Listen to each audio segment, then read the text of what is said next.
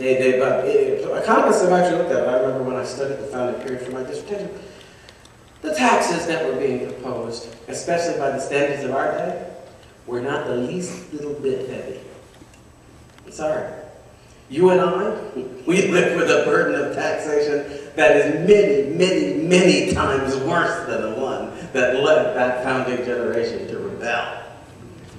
And they lived, by the way, with prospects in a world, new world as yet unexploited, that didn't make those taxes such as would have led them to collapse or anything either. It wasn't that way.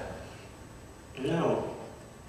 What they felt was not the material sting and burden of the money that was being taken from them.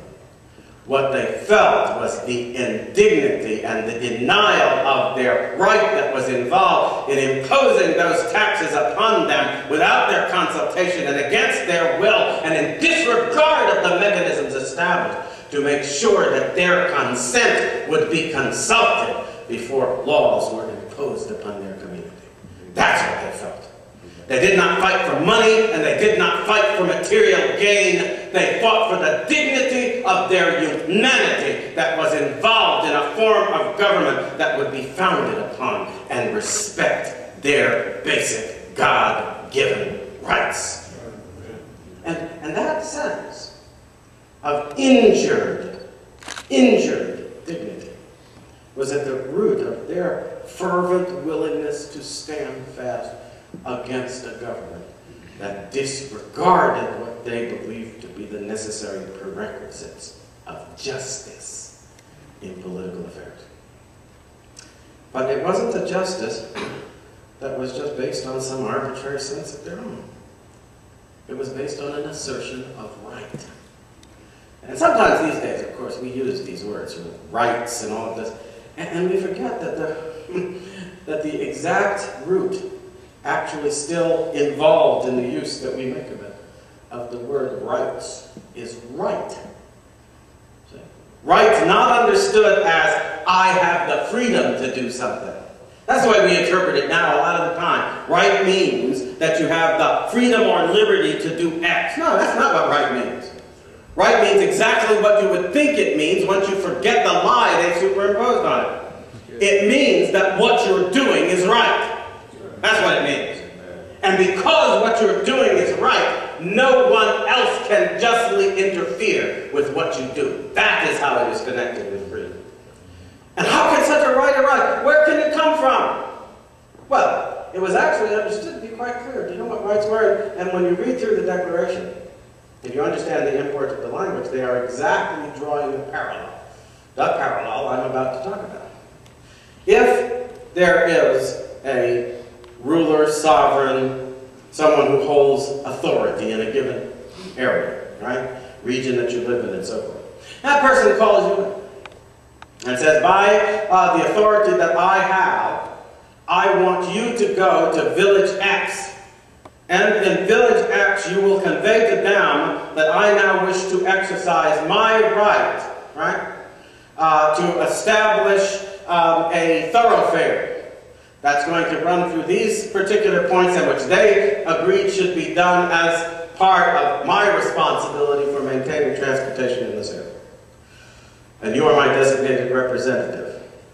And I am giving you this warrant to go and do this, that entitles you to take this action and exercise this right of way, and so forth and so on. I'm endowing you now with this power. And you then go and so forth. That warrant, that endowment that I have given you, that allows you to stand there, because you're doing my will then, right? And since you're acting according to the will of the one who has the authority, yeah?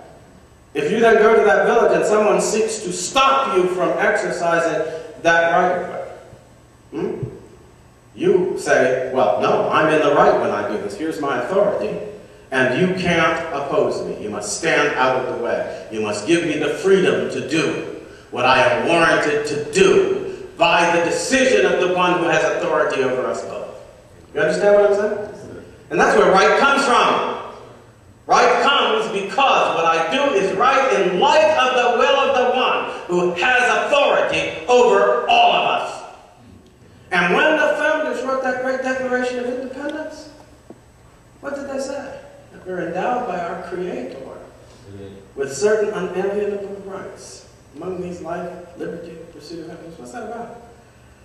It's about the things that we are, by the will of our Creator, warranted to do, so that we can preserve life, so that we can do what is necessary to fulfill our obligations to His will. And that's why, by the way, you don't have the problem that even some of our justices on the Supreme Court and all these people, they act as if the rights we enjoy are just made up. And each generation makes up a different list of rights, and that's going to be the rights we enjoy. That's nonsense. As I once remember being in an encounter, it was in the New Hampshire primary, I think back in 2000, and we were at one of these gatherings, and I was being interviewed by a young lady who came, as I recall, from one of the school newspapers at one of the preparatory schools they had up there in New Hampshire. And we got into a little discussion, and she was asking me about the stands I took on the moral issues like abortion and things like this. And at one point, we got into a little discussion of these rights.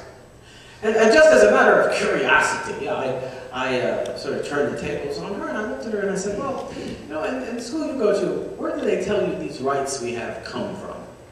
Well, where do they come from? And she said, well, our rights come from the Bill of Rights. And I said, well, you know, the Bill of Rights didn't always exist. This is true, right? Somebody had to write it down.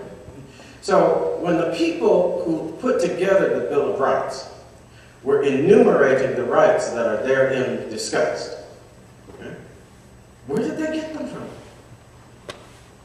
And she had the faintest idea. We have forgotten that in point of fact, the whole idea of rights, including, by the way, the fact that the rights in the Bill of Rights are not the only rights we have. They just happen to be the rights enumerated there. And it's explicitly said in the Bill of Rights itself, in the 9th Amendment, rather, that none of the rights enumerated there are to prejudice rights that are not enumerated there. Right? Got to keep that in mind. But what does it mean? How do you know?